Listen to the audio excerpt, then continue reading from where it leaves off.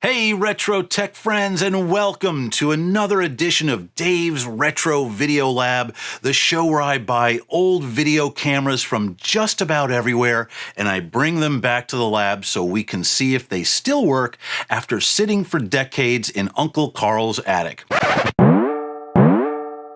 And if they don't work, they will get to meet our new lab assistant, the Crusher!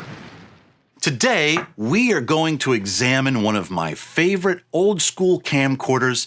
It's Canon's VM-E1 8mm camcorder, which was Canon's first camcorder, believe it or not. I did do my research, and I believe this is Canon's first camcorder. Canon first marketed the VM-E1 back in October of 1985 as part of Canon's newly introduced CanoVision 8 line of 8mm video gear.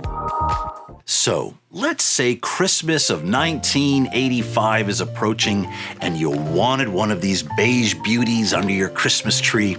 Well, I hope you were on Santa's nice list, because that was going to set Santa back by about $1,700, which was pretty friggin' expensive at the time. Just in case you were curious, that's $4,200 in today's dollars. I'm sure Santa ditched the idea quick and ended up buying little Jimmy a boring toy train instead.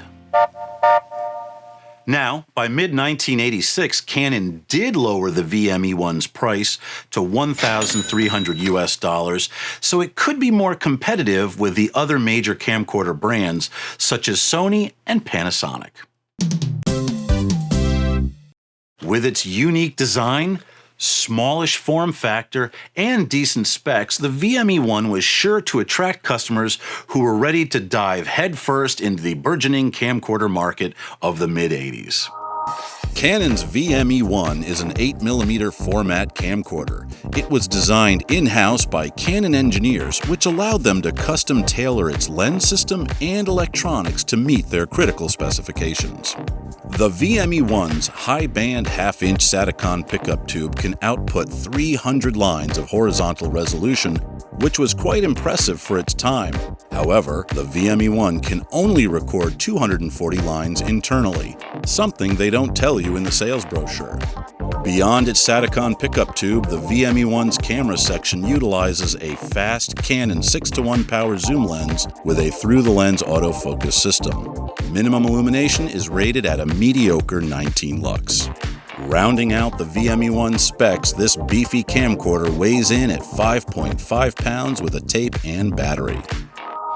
Now, one thing I don't understand about the VM-E1 is why didn't Canon simply dump the Satacon pickup tube and throw in a CCD instead?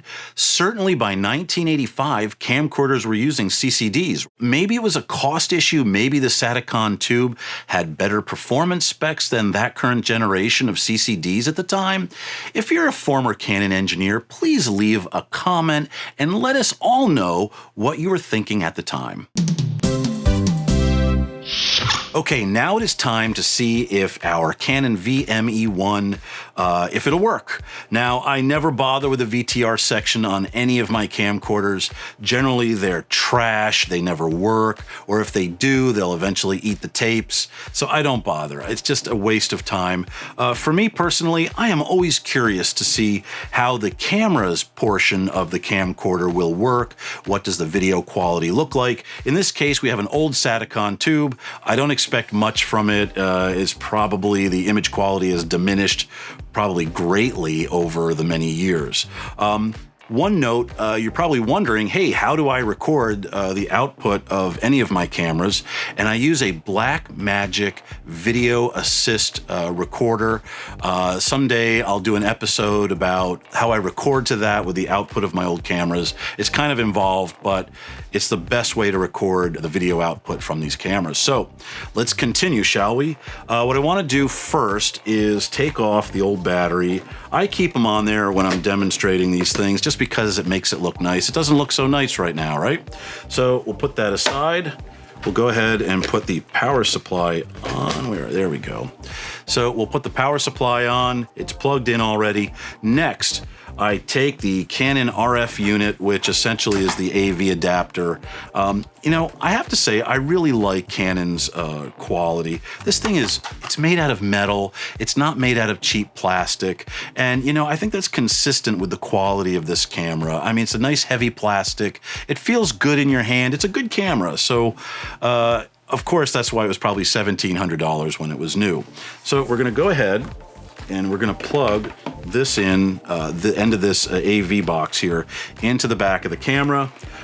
This has a really cool adapter. It's really nice. It locks in there nicely, so it won't get yanked out if somebody steps on it.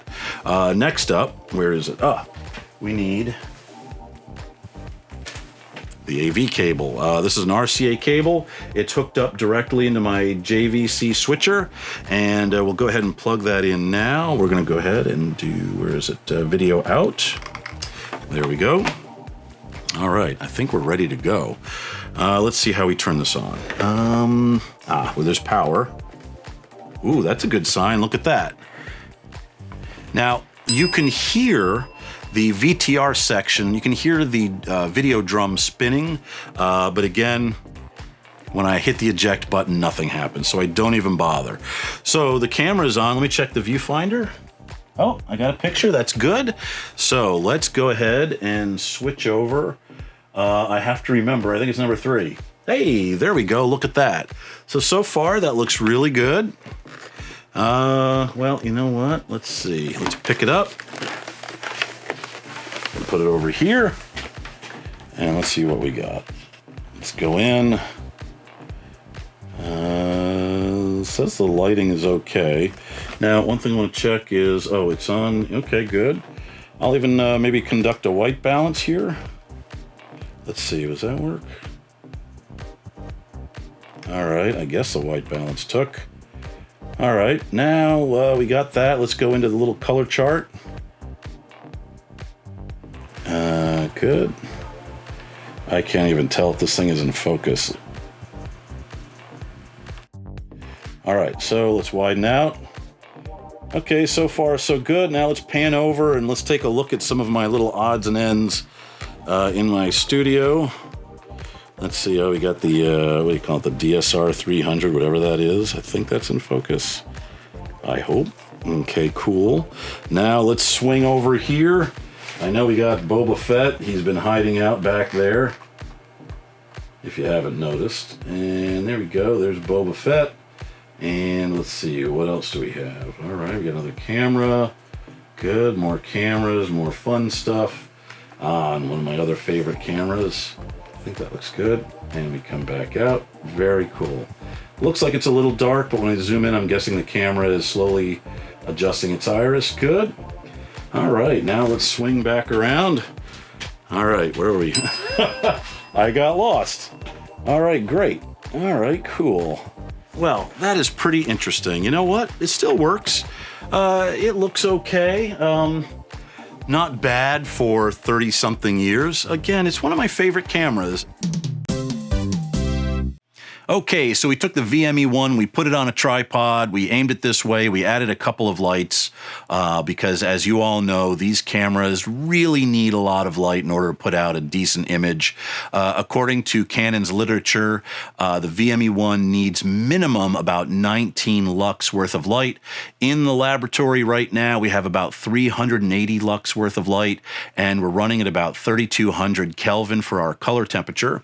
So we're going to take a look at the color chart here and see how the colors register on the old Satacon pickup tube inside the VM-E1. You know, I did a test earlier, and I thought the camera looked okay considering that it was 30-something years old. The VM-E1 is one of my favorite camcorders, and I'm glad this one still kind of works. Soon, I will upload a special VM-E1 unboxing episode where I will inspect the contents of this box which has been sitting in storage for almost 3 years, so chances are we will be able to feed the Crusher, who I'm sure is very hungry right now. That wraps up another edition of our show. I want to thank you for stopping by the lab. I hope you had a good time, and if you did, please subscribe and make sure you click on the notification bell so you can get updates on all future Dave's Retro Video Lab episodes. I hope to see you again soon, and remember to always keep your heads clean. Thanks and take care, everyone. Canovision. Hey, lady, I gotta do it again. Screwed it up. I'm sorry. I skipped the word high. I should be high right now.